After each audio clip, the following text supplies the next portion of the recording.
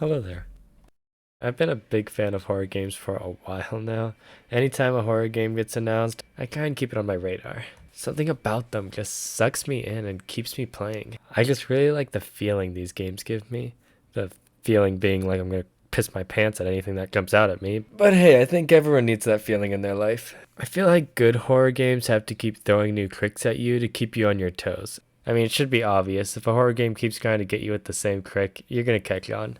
I also think some of the more emotional games have been horror games. It really lends itself to psychological stories that allow you to delve into a person's traumas or struggles. That stuff's just really interesting to me.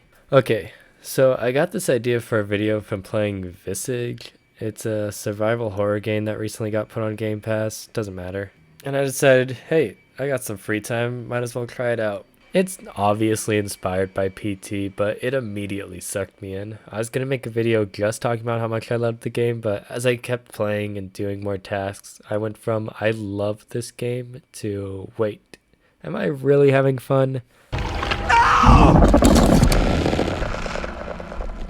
Okay, let's talk about the survival horror genre in general.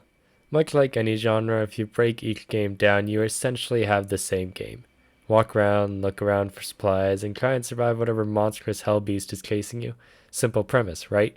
Just slap in some dark corners and some vague story that requires you to find documents to get the whole picture, and you got yourself a AAA horror game. Now, each game puts their own spin on this formula to spice things up a bit, but mostly the game has one goal: to scare the crap out of you.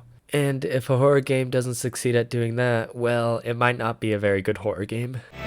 Just put the gun to their head. Like I said before, I love this genre. I won't shut up to my friends about how much I like these games. But after playing so many, I started noticing a pattern. I'm obviously not breaking any new ground here, but there sure are a lot of weird puzzles and back and forth in horror games. Oh, you want to get through that door? Well, first you'll need Grandma's toe. What? Your grandma died? Well, looks like you better get your grandpa married. What? Your grandpa died? Well, looks like you better construct a time machine, go back in time, find your grandparents, violently remove your grandma's toe, get back safely, and unlock the door. But make sure your time machine has fuel. Except most of the time, a horror game won't even tell you that's what you're supposed to do. It just expects you to figure it out. Like, I was on this part in Visage where I had to find a bunch of picture frames in the house to put together so I can progress through.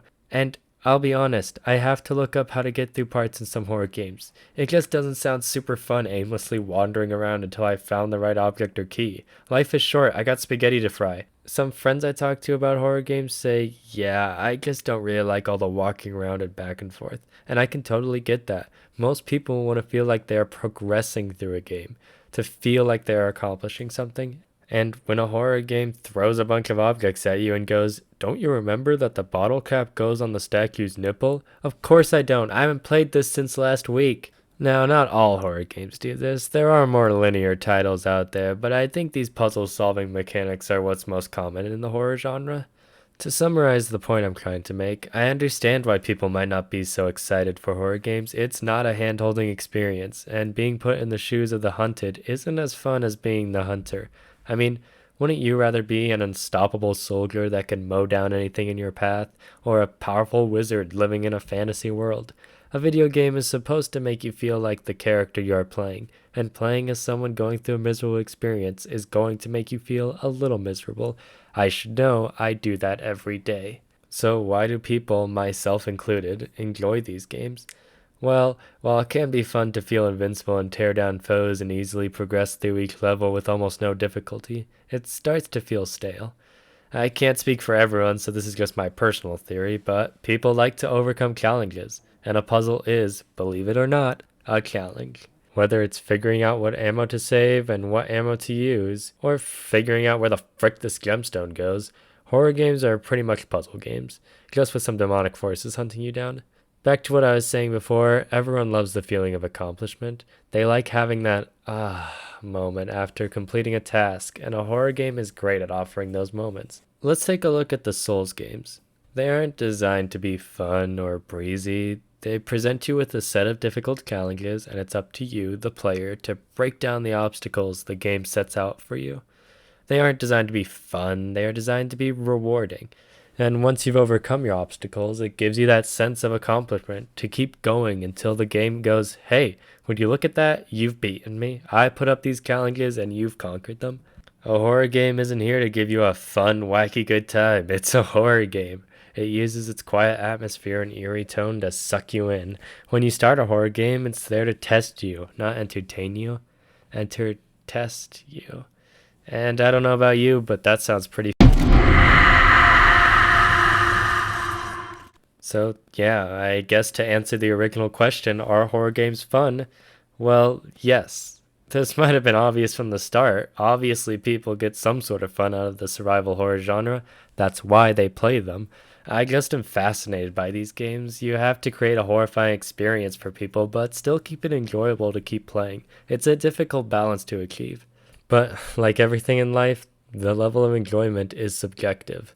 And you probably didn't, but if you came to this video to be convinced to play horror games, I can't convince you to have fun with a game. I just don't think that's possible. It's fine if you don't like horror games, play what you like. I won't tell anyone you like playing Club Penguin Elite Penguin Force on the Nintendo DS. That's your thing. Alright, I guess I rambled on long enough. I love the horror game genre to death, and I love making videos talking about it. So many great games to talk about, I could go on and on. But that would get pretty boring. If you want to let me know your favorite horror games or something, I guess you could put them down in the comments. Also, I apologize, but my schedule for videos is going to be a little inconsistent. I'm just not really happy forcing myself to put up mediocre videos every week. I'll just make a video whenever I have something I want to talk about or a fun game I played, and it will just go up whenever I'm done with it. Thank you so much for watching this video. I hope you love the horror genre as much as I do. If you're still on the fence about playing horror games, just try one out, it won't hurt. I mean, you might get a little freaked out, but nothing too serious. Anyways, thanks again for watching, and until next time, bye.